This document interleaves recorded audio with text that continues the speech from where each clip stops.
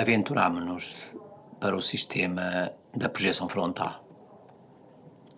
A projeção frontal consiste na projeção de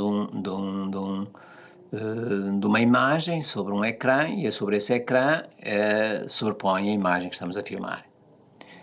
Acontece que durante a preparação do filme eu tinha feito muitas fotografias de vários castelos, vários espaços que se pressupunha o filme podia integrar. E isso valeu-nos imenso porque foram a base que sustentaram o filme do ponto de vista de decor. Porque essas imagens depois foram transfiguradas no próprio momento sobre um projetor de diapositivos com algum filtro, com alguma... Às vezes degradava-se um bocadinho a imagem, riscava e conferia à imagem um tom poético, um tom e realista, e que jogava muito bem com o tom do filme. Alguns elementos cênicos para dar continuidade a esse fundo que eram as fotografias e a base do filme e dos decors do filme assentam nesse processo.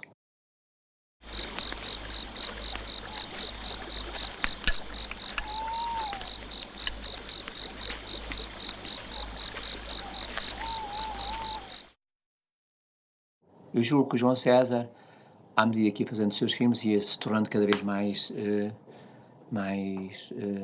austero no quadro, na luz,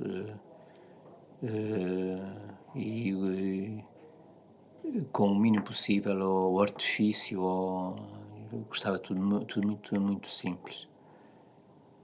Nesse filme ainda me foi permitido, ou ele esteve de acordo, em que realmente utilássemos alguns filtros e algumas ousadias ao nível da luz.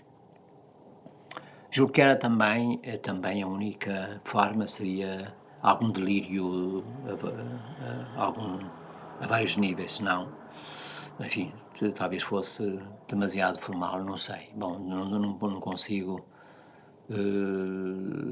constato e comparando com os últimos filmes de João César, que efetivamente nessa altura era ainda permissível a alguns artifícios.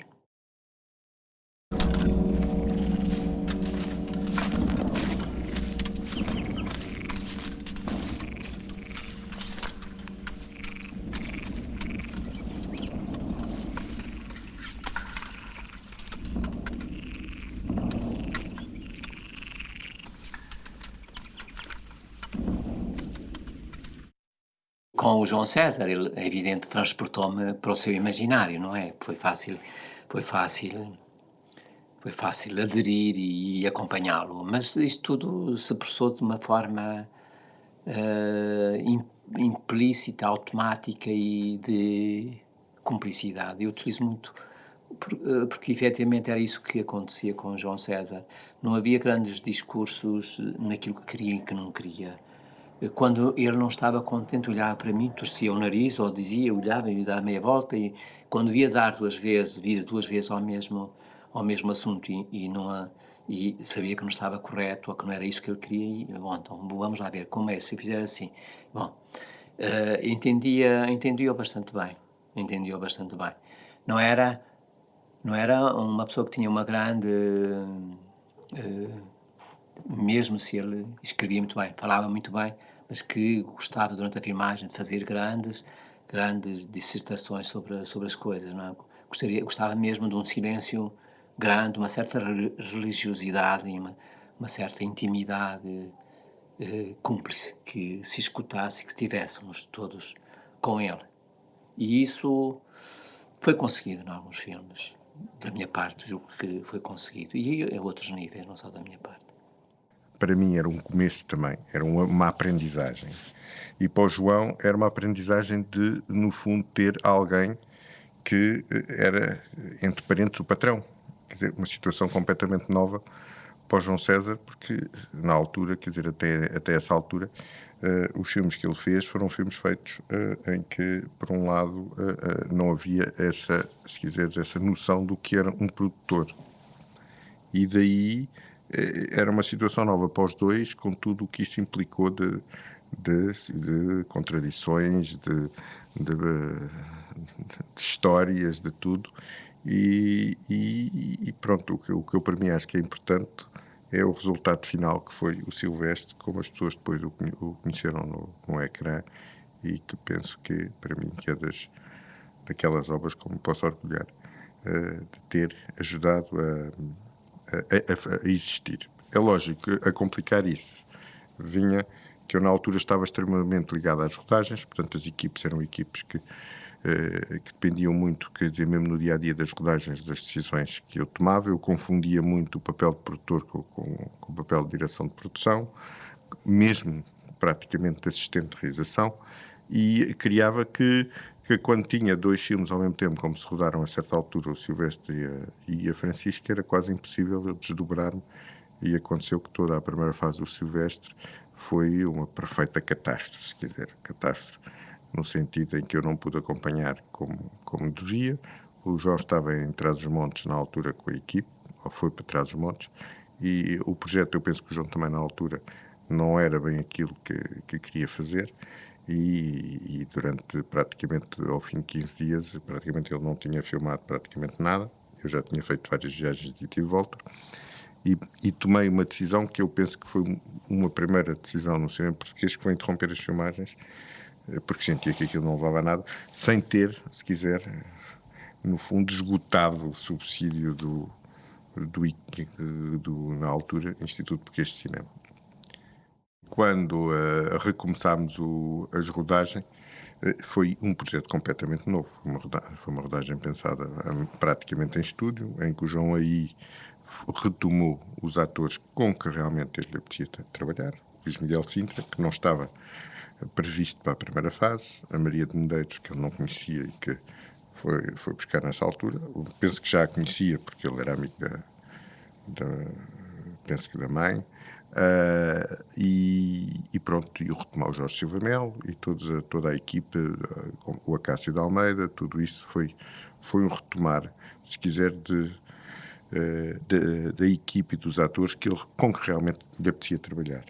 Na altura tínhamos o estúdio disponível só por 5 semanas, portanto o filme praticamente foi todo feito em 5 semanas, e na parte final, onde realmente, a certa altura, havia algumas cenas que tinham alguma dificuldade de se resolver em estúdio, e sobretudo dentro dos tempos em que nós tínhamos o estúdio disponível, fomos filmar em exteriores, e praticamente todas aquelas cenas exteriores que aparecem no filme foram filmadas ali ao pé da Barroca, que eu conhecia e que eu mostrei ao João, praticamente em 48 horas, praticamente seguidos.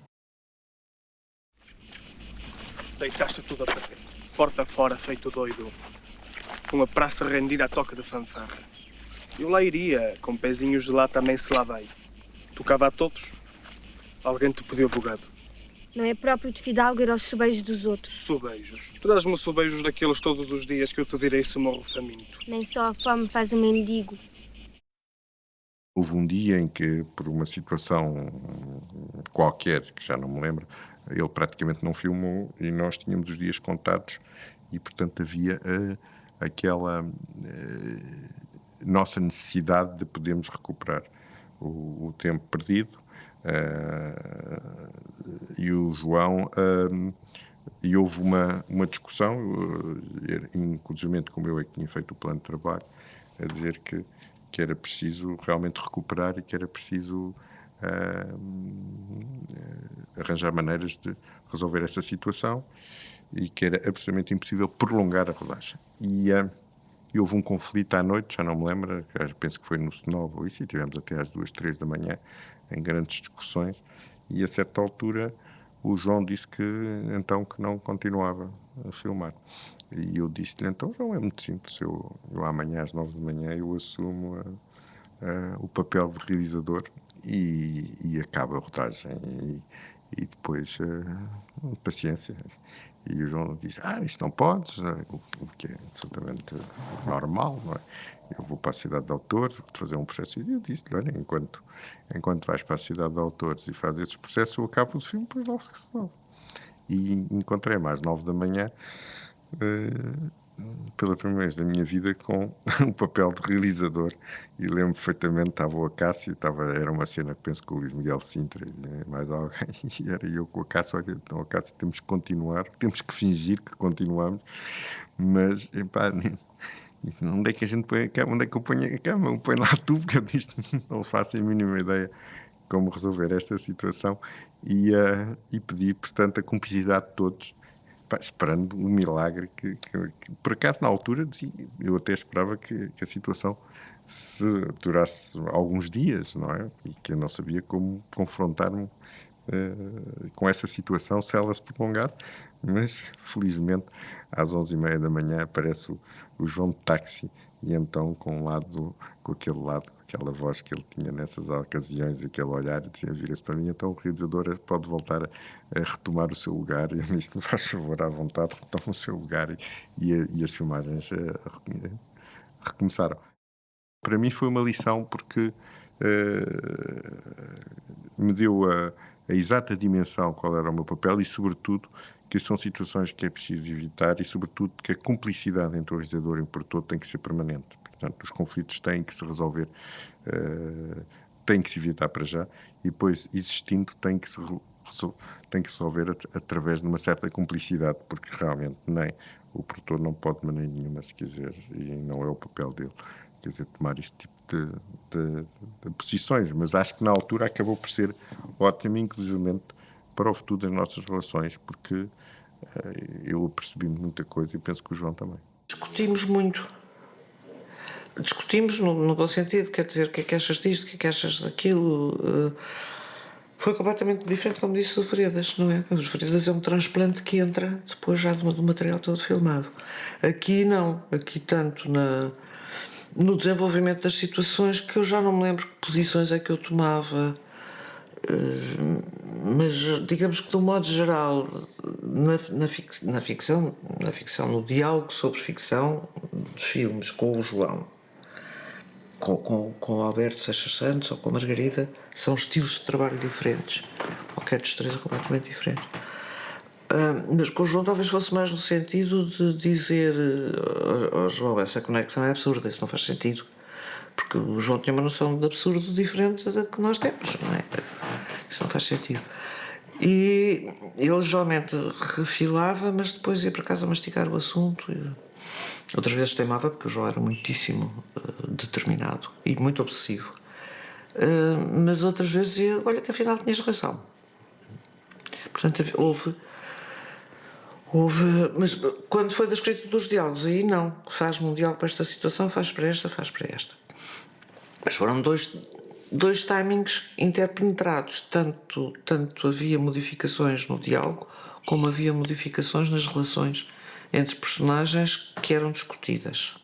No Silvestre acontece que eu tenho bastante bom ouvido linguístico e como dizia o João, sou muito macaca de imitação, quer dizer, me empenho de ouvido.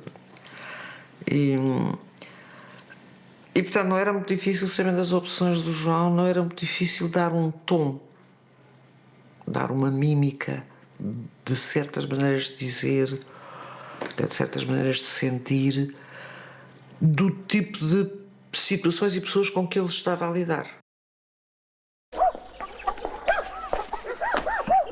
Sede bem-vindo a esta vossa casa e repousai da jornada.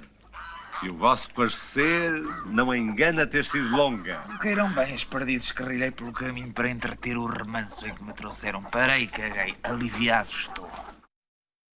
O João nunca era muito, como é que eu ia dizer, não havia grandes discursos sobre esta matéria, mas uma espécie de crença na pureza original do povo profundo, na riqueza das raízes populares e da relação das raízes populares da cultura, com uma certa indiferenciação entre alta cultura e cultura rural autêntica.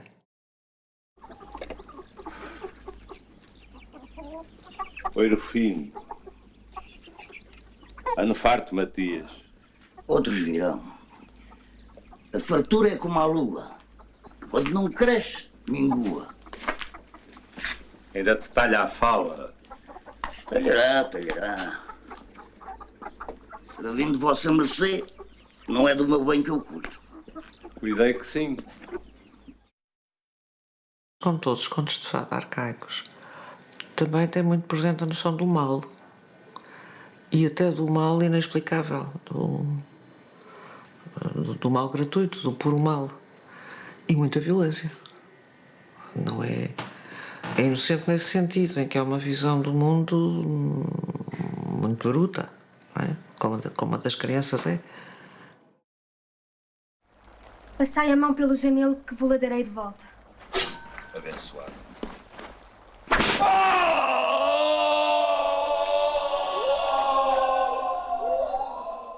O João César Monteiro foi absolutamente determinante na minha carreira.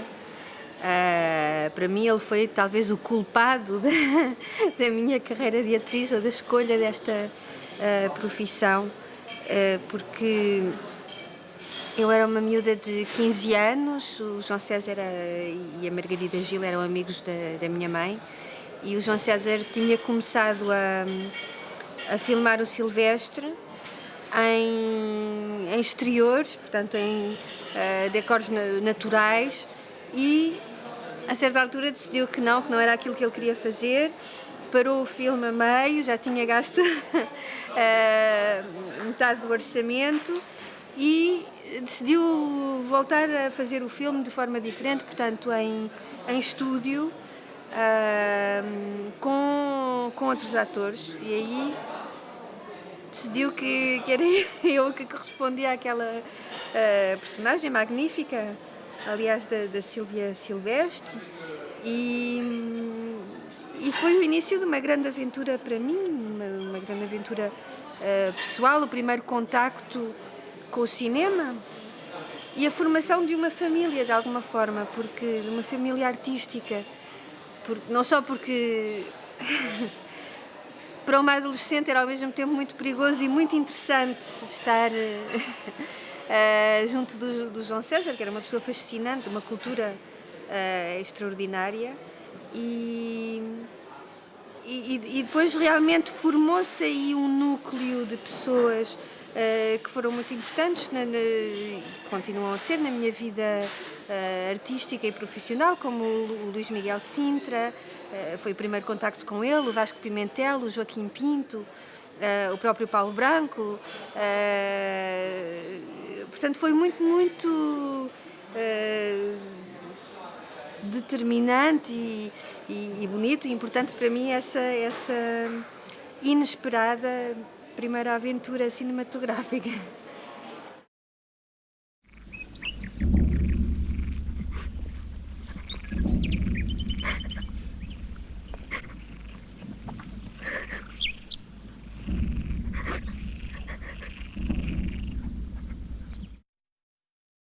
O guião pareceu-me lindíssimo e ainda recentemente revi o Silvestre e, de facto, que língua maravilhosa, ou seja, uma das grandes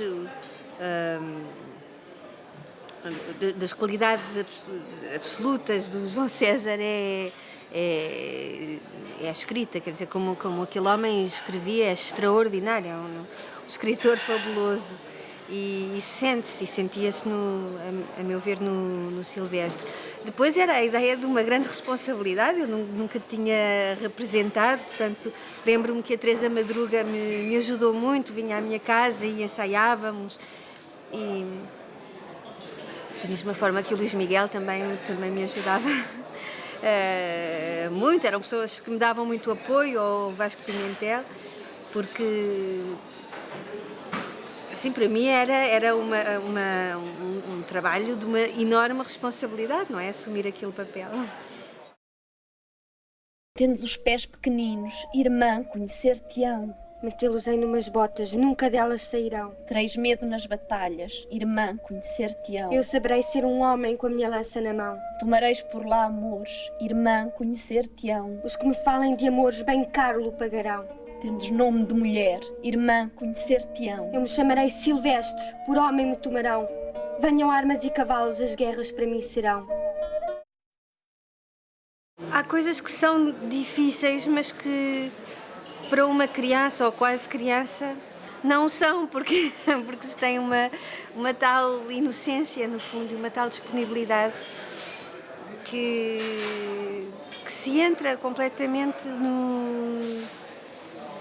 na aventura e tudo se torna, pronto, tudo se torna natural. Mas, de facto, revendo o filme, pensei que sorte começar com um papel tão extraordinário, tão bonito, que dava tantas possibilidades, que é um papel que eu penso que qualquer ator ou atriz pode sonhar, ter o lado travesti, mudança. Depois, quando eu entrei para a escola de teatro aqui em Paris, fartei-me de fazer travestis, já para explorar com mais técnica essa primeira experiência, mas foi maravilhoso e, de facto, o evoluir da personagem quando ela volta à mulher e como acaba o filme, não é? Aquela frase magnífica que eu tinha esquecido, eu fiquei ontem estarrecida ao rever o filme, e a última frase que ela disse é: agora estou sozinha diante das estrelas.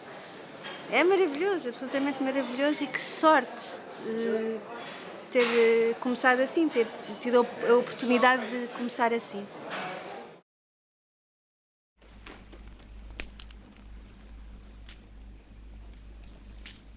Agora estou sozinha diante das estrelas.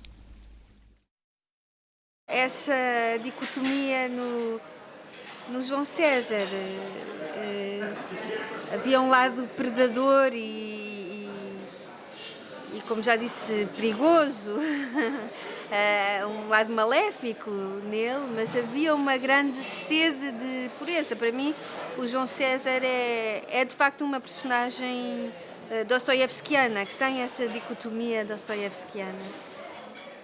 Silvestre, pronto, como toda a gente sabe, foi filmado 2 vezes. A primeira vez foi quase todo filmado em exteriores, em Trás-os-Montes, que correu pessimamente, muito mal. Eu estou convencido porque o João César, ele próprio, não estava nada convencido que aquela era a maneira de fazer o filme. Aquela seria a maneira normal, levar as pessoas, pôr umas roupas por cima, uns cavalos, atirá-las para dentro das montanhas